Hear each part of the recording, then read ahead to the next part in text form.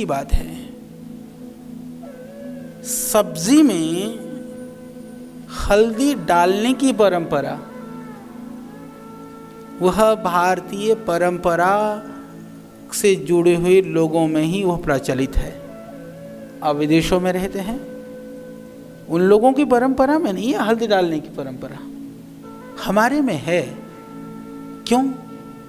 हमारे ऋषियों को पता था कि हल्दी के अंदर कुछ ऐसे तत्व होते हैं जो हमारे जीवन को ठीक रख सकते हैं, हमारे जीवन के लिए लाभकारी हो सकता है। तो उसको औषधि के रूप में अलग से टैबलेट और कैप्सूल नहीं बनाया गया खिलाने के लिए। उसको कहा कि आप प्रतिदिन हल्दी का सेवन करिए। और मैं थोड़ा सा आपको समझा दूं कि एक सब्जी के अंदर जब परिवार की लिए 3-4 लोगों के लिए सब्जी बनती है, मेरी माताओं को पता है, लगभग हमको आधी चम्मच से थोड़ी ज़्यादा हल्दी डालनी पड़ती है। भोजन मैंने पकाया है ना, इसलिए मुझको पता है। तो इतनी हल्दी डालनी पड़ती है। और आज मॉडर्न मेडिकल साइंस कहता है कि जो करक्यूमिन नाम का जो तत्व है वह हल्दी के अंदर प्रचुर मात्रा में पाया जाता है। वो एंटीऑक्सीडेंट होता है, एंटी कैंसर्स होता है, और जिनको कैंसर हो गया है उसको भी ठीक करने के लिए वो बहुत कारगर होता है। किसी को सर्दी जुकाम हो जाए, किसी का गला खराब हो, किसी को कफ की परेशानी हो, तो हम क्या कहते हैं? हम ऐसा ही कहते हैं ना कि भाई तू दूध में हल्दी डाल करके ले ले। या कहीं चोट लग जाए, कहीं सूजन हो, कहीं दर्द हो, तो हम इन सारी चीज़ों के लिए कहते हैं कि दूध में हल्दी डाल के लेना।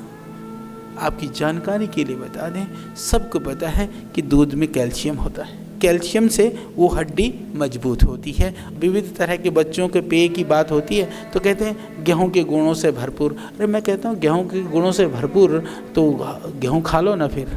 और दूसरी बात क्या कहते हैं? बोला वो दूध का कैल्शियम वेस्ट नहीं जाता।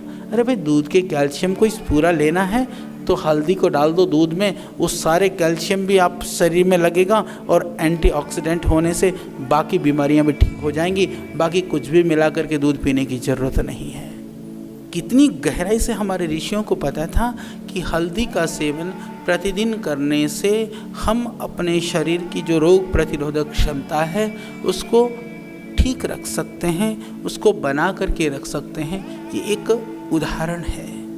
और पूरे हमारी कम से कम जो भारत की भूमि से जड़ों से जुड़ा हुआ हर व्यक्ति, या मैं कहूँ कि हर मेरी माँ और बहन इस बात को जानती है कि हल्दी वह लाभकारी है। यह आयुर्वेद है जो हमारे जीवन में उतर गया।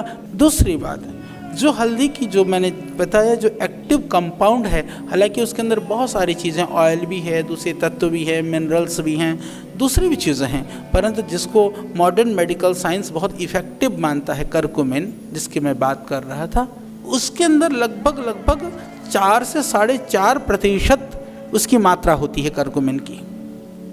और उसका जो डोज है, एक आदमी को हम 1 चम्मच हल्दी देते हैं।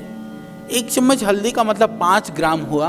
5 ग्राम में यदि 4% करक्यूमिन मिला तो 20 mg हुआ। और मैं विचित्र बात बताना चाहता हूँ कि जो एलोपैथिक के हिसाब से जो उसकी डोज दी जाती है वो लगभग 50 mg से लेकर के वह 200-250 mg तक देते हैं। इसका मतलब यह है कि हम जितनी स्वस्थ व्यक्ति के लिए ज़रूरत है उतनी की मात्रा का निर्धारण ऋषियों को पहले से पता था। ये एक बहुत बड़ी बात है, हमको यह समझना है।